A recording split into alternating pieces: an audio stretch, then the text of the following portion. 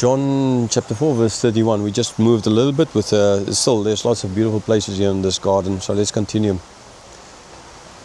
Verse 31. Meanwhile, the disciples were urging him, saying, Rabbi, eat. Okay, so we are back to the disciples and Jesus. Okay, so we left Jesus and the disciples. We were over there in the village with the woman. So how did John know this? Well, I'm pretty sure the woman and the people, when they stay there, they would have said, this is what happened, right? This is how they knew. Okay, so here they're back, they're coming, they're listening. And so we're back to, because this is now what John is experiencing. They were there with Jesus. And it's like, Rabbi, eat. Okay, we already had this where they were saying that Rabbi means ultimately teacher. So they're telling him to eat. Okay, it's kind of not the only time in the Gospels that Jesus is going to be told to eat. Jesus did it. He was not against food, for sure not. But there were other things that were more important to him. As we see here, verse 32. But he said to them, I have food to eat that you do not know about. Right? So that does not mean to say that Jesus was like this Superman God, kind of, he had no need to eat, and once a year he would eat something and stuff like that. No. Jesus would eat on a daily basis. He was just a normal human being, right? Not cheating or anything like that. But there was something that's more important to him than food, right? Something that's a lot more important to him than food. It's not a question of one of those things I always kind of found interesting in Russia, in the church. There were the people always like told me there are different levels of importance. I mean, things as like the first level is God, level 2 your family, level 3 your church, level 4 other things, kind of society or whatever. So you would put everything in this little box, and then when you're busy with God, you're not busy with your family, you're not busy with the church, you're not busy with society. And we are busy with society, you're kind of not busy with God. I never liked that, right? It sounds so spiritual. I mean, these things, they sound so good, they sound so spiritual. But I never liked it because I don't see that there are different levels, hierarchical structures or whatever you want to call it. I just see there's one, and that's God. Okay? If God is first place in your life, so like place 1 is God, place 2 family, place 3.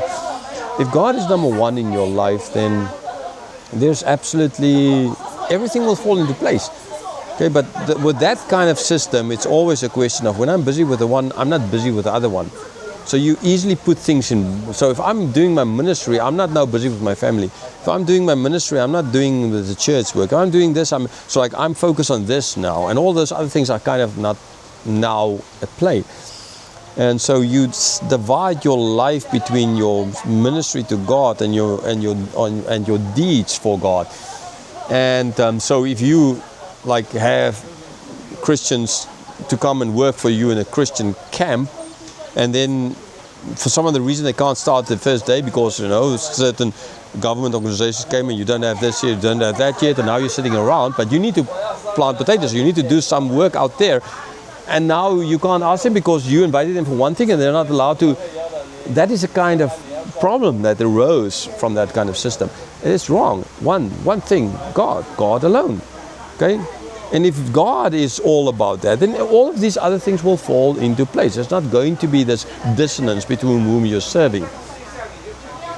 And so this is what Jesus is getting at here. He's not getting at, I don't need to eat.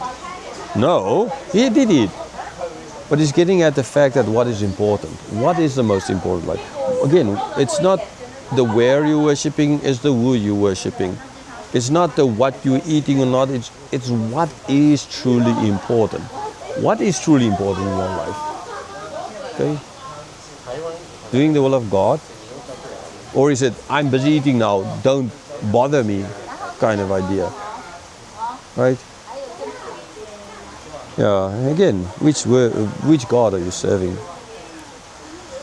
So that's what he said in verse 32. But he said to them, I have food to eat that you don't know about. Right? So there's other food. Again, yes, you can't eat You can't just do the will of God and think, I mean, part of the will of God is that you need to take care of yourself. You need to love yourself. So you need to eat.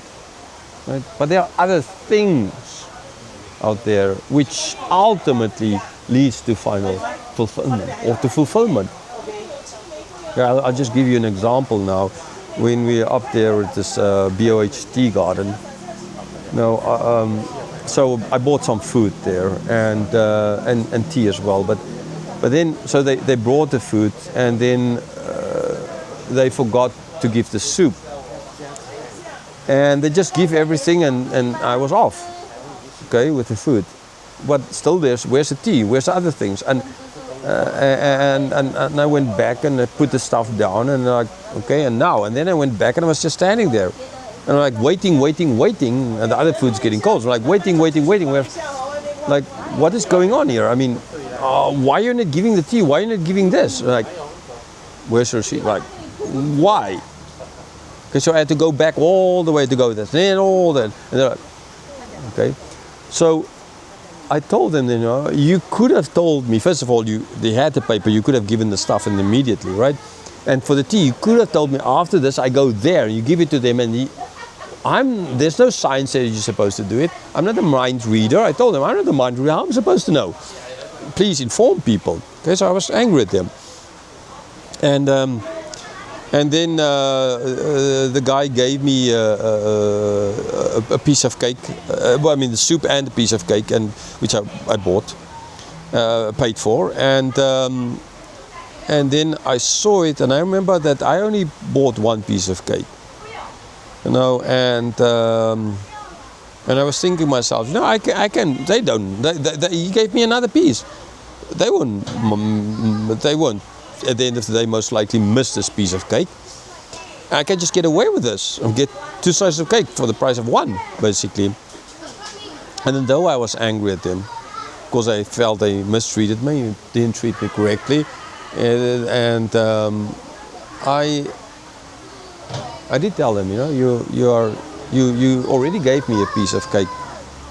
I'm not trying now to show how great a person I am. I'm not a great person, I think. I'm a sinner in need of God's grace every single step of the day, every single second of the day. I need God. I'm not deserving of His grace. I know it. It's just the good that He changed. You know what? So then they didn't immediately understand. They are, do you want to take us home or not? I'm like, no, you don't understand me. You already gave me a slice of cake. I only paid for one. It's like, I can't take this, even though I know you won't know, but I can't take this because it's wrong. And so they took it back, and I forgot about the anger. I just actually felt then good about the fact that even though I could have taken this and eaten this piece of cake, I did the right thing. All the anger was gone, and I just felt kind of full because I did the right thing. See, I'm not saying that but just to show that there's things that's more important in life than food. That was ultimately the true food. The things I remember, the things that really filled me up there was not then the piece of cake and the bowl of soup or whatever, but it was doing the right thing. Right? Not lying, not cheating, doing the right thing. And so in this case as well, this is what Jesus is getting at. There's things that to eat that you don't know about. Okay? Again, I'm not trying to impress you with what I just did literally an hour ago. But I'm trying to show you that, like what Jesus, there's food you don't know about.